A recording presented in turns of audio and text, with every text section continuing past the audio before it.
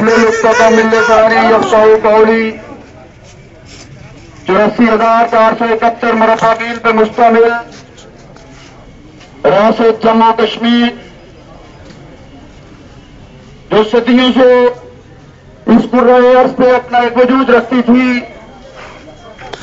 کبھی آزاد رہی، کبھی خود مختار رہی، کبھی مختلف ادوار میں غلامی کی شکل میں بھی گئی، مغل بھی حکمران رہے، سکھ بھی حکمران رہے، افغانی بھی حکمران رہے، ڈوگرا سامراج بھی حکمران رہا، لیکن اس غلامی کے باوجود ایک بڑی خوبصورت بات تھی، وہ یہ تھی کہ پورا یونائٹڈ کشمیر، پوری وحدت کشمیر ایک ہی ساتھ کسی کے ساتھ منسلک تھا، چاہے ان پہ ڈوگروں کا راج تھا چاہے کسی اور کا راج تھا، لیکن ہم ایک ایسے منافق قسم کی مملکت جو 47 میں مارز وجود میں آئی، جو سامراجی ایجنڈے کی بنیاد پر تشکیل پائی، اس نے ریاست جموں کشمیر کو ایک کیک کی طرح کاٹ کے کھانا شروع کر دیا۔ ریاست جموں کشمیر کا جو سب سے خوبصورت خطہ تھا، جو سب سے خوبصورت حصہ ہے، جس کو ہم شارک بھی کہتے ہیں، جس کو ہم سر بھی کہتے ہیں، وہ 28,000 مربع میل پر مشتمل گلگت بلتستان کا ایک ایریا ہے، جس کے بارے میں ایک خوفناک سازش کی جا رہی ہے۔ کانگریس تنظیموں کے باشعور دوستوں، کچھ چیزوں کو بڑی سنجیدگی سے سمجھنا پڑے گا، سوچنا پڑے گا، اس پہ ایک موقف لے کے ہم آگے بڑھیں گے۔ بنیادی طور پہ مسئلہ کیا ہے؟ ریاست جموں کشمیر کے بارے میں اقوام متحدہ میں کہا گیا ہے کہ 84,471 مربع میل پر مشتمل یہ ریاست جموں کشمیر کے عوام کلیکٹیولی فیصلہ کریں گے کہ ہم نے کیا، کس طرف جانا ہے، ہندوستان کی طرف جانا ہے، پاکستان کی طرف جانا ہے، یا آزاد اور خود مختار رہنا ہے۔ یہ بنیادی رائٹس ہے کشمیریوں کا۔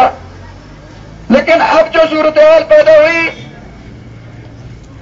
گلگت کے حوالے سے ایک کنفیوژن لوگوں کے اندر بھی موجود ہے۔ لوگ کہتے ہیں کہ گلگت والے چونکہ کشمیریوں کے ساتھ ملنا نہیں چاہتے، لہذا آپ ان کے لیے کیوں شور شرابہ کرتے ہیں؟ اب ایسی بات بھی نہیں ہے۔ 63 سال کا عرصہ بیت چکا، ہم نے سب سے پہلے اپنے گرہراہ میں جانچنا پڑے گا کہ غلطیاں کہاں سے ہوئی۔ ہم نے اس خطے کو معاہدہ کراچی کے تحت پاکستان کے حوالے کیا گیا۔ میں عامر رفیق سے بالکل اتفاق کرتا ہوں کہ اس وقت کے حالات کے مطابق شاید ایسا ہوا ہو، لیکن ریکویسٹ بھی کرتا ہوں کہ جناب خالد ابراہیم صاحب، آپ کے والد صاحب نے جس امانت کو ان کے حوالے کیا تھا، اعلان کرو کہ معاہدہ کراچی کو توڑتا ہوں، چونکہ امانت پر خیانت ہو رہی ہے۔ اپنی امانت کو واپس لینے کے لیے آپ کال کرو، ہم آپ کے پیچھے چلنے پہ تیار ہیں، ہم آپ کی قیادت پہ چلنے پہ تیار ہیں۔ کوئی ایسی بات نہیں ہے۔ تنظیمیں مقاصد کے اصول کے لیے بنائی جاتی ہیں، مقاصد بنیادی مقصد ہوتا ہے۔ مقاصد کے اصول کے لیے ہم سردار عتیق کی قیادت کے اوپر بھی متفق ہو کے چلنے پہ تیار ہیں۔ ہم ساری سیاسی پارٹیوں کو بلائیں گے جو وحدت کشمیر پہ یقین رکھتی ہیں کہ آؤ بیٹھے کشمیر پہ جاؤ کمیٹی بنانے کی طرف بڑھیں گے، سب کو بلائیں گے۔ عطا اللہ شاہ بخاری سے کسی نے کہا کہ عطا اللہ شاہ بخاری صاحب، آپ کانگریس کی حمایت کرتے ہیں، کانگریس ہندو کی پارٹی ہے۔ بخاری صاحب نے کہا انگریز سامراج کے خلاف اگر سور بھی آ جائے تو منہ چوم لوں گا اس کا، اس سامراج کے خلاف سور بھی آئے گا، ساتھ چلیں گے، کوئی مسئلہ نہیں ہے۔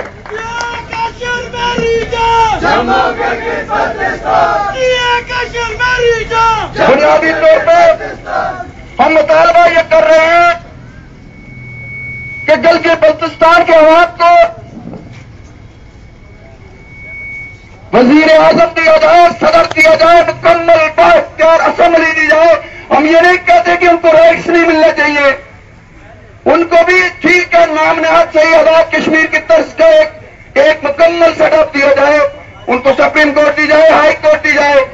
پھر ہم دونوں اسمبلیوں کے لوگ بیٹھ کے بات کریں گے کہ ہم فیوچر میں کس طرح اکٹھے رہ سکتے ہیں۔ ہم آخر پہ وہ دونوں کو ریاست جموں کشمیر کی صوبائی اسمبلی ڈکلیئر کر دیں. وہ جموں کشمیر کا صوبہ ایک طرف یا دوسری طرف 2 صوبے بنا دیں گے, اوپر قومی اسمبلی بنا دیں گے, یہ کوئی مسئلہ نہیں ہے. لیکن پاکستان کا کوئی گورنر اس خطے میں قابل قبول نہیں ہے, اور یہ قمر زمان قاہرہ کو بھی سوچ لینا چاہیے. گورنر کنسارا سنگھ بھی آیا تھا, گلگت کے عوام نے جوتے مارے تھے, کڈنیپ کر دیا تھا. ایسا نہیں تمہارے ساتھ کی بھی ہو گئی ہو, لوگ پیسہ ہی کنسارا سنگھ والا حشر کریں. گلگت کے عوام سے بھی اپیل کریں گے کہ 62 سال کے بعد پھر دھوکہ دیا جا رہا ہے, پھر آپ کو پنڈاریم کی طرح دریا میں لٹایا جا رہا ہے. آپ کو پھر نہ تو صبح نہ خود مختاری, کوئی الگ عجیب و غریب قسم کا ایک ڈرامے بازی کی جا رہی ہے. ہم یہ محسوس کرتے ہیں کہ گلگت کے عوام برباش ہو رہے ہیں, انقلابی ہیں, صحت پہ یقین رکھتے ہیں. آپ نے اگر اپنے کو فرایا کیا جو 60 سالوں سے آپ کے لیے ان کے سرزیات کی ہے, اگر آپ باہر نکلو گے وہ آپ کے ساتھ شامل ہوں گے, لبیک کہیں گے.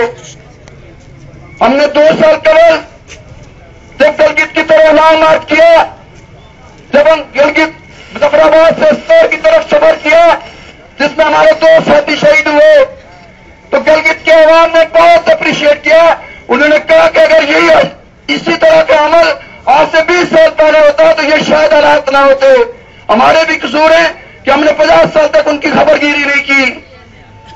لیکن بدقسمتی کی بات یہ تھی کہ اس ملک کے حکمرانوں نے بجائے اس کے کہ اپنے ان سارے خطوں کے بارے میں یہ جو بیس کیمپ بنایا گیا, کہا یہ کیا کہ یہ تحریک آزادی کا بیس کیمپ ہے, یہاں سے ہم مقبوضہ کشمیر آزاد کروائیں گے, گلگت بلتستان کو اپنے ساتھ شامل کیے کریں گے.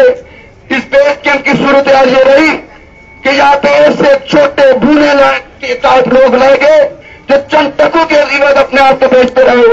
وزارت میرے کشمیر سے وظیفہ مقرر ہوتا تھا, جا کے مہینے کے اوپر لے کے آتے رہے. ایسے لوگوں سے کیا امید رکھی جا سکتی تھی؟ ہمیں پچھلے عرصے میں اسیری میں رکھا گیا. ہم سے پوچھا گیا کہ آپ پہ الزام ہے کہ آپ کہتے ہو کہ پاک فوج چور فوج ہے. ہم نے کب کہتے ہیں, ڈنکے کی چوٹ پہ کہتے ہیں, اور ثابت بھی کریں گے. کسی میڈیا پہ آ کے ملاقات کرو, ہم سے مناظرہ کرو. کیا 2,000 روپیہ زلزلہ مستثرین کے نام پہ فوج نہیں کھا گئی؟ کیا نیلم ویلی سے مدنیات لوٹ کے نہیں لے جا رہے ہو؟ کیا وہاں سے ہماری خوبصورت قیمتی قسم کی جڑی بوٹیوں کو اسمگل نہیں کر رہے ہو؟ تو پھر چور نہیں کہیں گے تو کیا کہیں گے؟ آپ کی چوریاں جو پاکستان میں ہیں تو وہ تو لاتعداد ہیں, جو کشمیر کی دھرتی میں چوریاں کرتے ہو وہ بھی لاتعداد ہیں. ہم ایک ایسی فوج کو کیسے اس خطے میں برداشت کریں جو یہاں پہ ایجنٹوکریسی پیدا کر رہی ہے. یہی خفیہ ایجنسیاں یہاں پہ ایسے ایسے لوگوں کو مسلط کرتی ہے جن کی کوئی اوقات نہیں ہوتی. میں ایک اور حوالے سے بات کرنا چاہتا ہوں کہ آج اس ملک میں ایک ایسا حکمران مسلط کیا گیا جس کے بارے میں بہت سارے مسلم حوالوں سے مجھے اس کلریات کا وہ بیان یاد آتا ہے جو کہ شاید کسی اور پیرائے میں تھا, لیکن اس کو سیاحت و سباق میں دیکھا جائے تو بہت واضح ہو رہی تھی. اس نے کہا کہ حاجی یعقوب ایک ایسی رنڈی کی طرح ہے جو بر وقت 4 مردوں کو خوش کرتا ہے, 4 جماعتوں کو خوش کر رہا تھا. ایک ایسے شخص کو اس ملک میں مسلط کیا گیا, کھوری چنے کا رہنے والا آدمی, ایجوکیشن نہیں, کوئی قابلیت نہیں, صرف ایک وجہ ہے, اور وہ وجہ کیا تھی کہ یہ سردار فیملی کا شاید آدمی ہے. حکمرانوں کو بھی پتا تھا کہ کتنا سردار ہے. اس کے آب و اجداد کے بارے میں بتا دوں, میں ذاتی اٹیک نہیں کرتا ہوں, بیک گراؤنڈ سے ڈسکشن کرتے ہوئے اس طرف ہوں گا کہ گل محمد خان اور اس کا باپ جو ہے وہ جنگ خان اور پہلا خان نمبردار کے گھر میں ملازم ہوتے تھے. اس نے بھی اسی گھر میں جنم لیا, ملازمتوں کے اسٹاف میں پڑا. وہ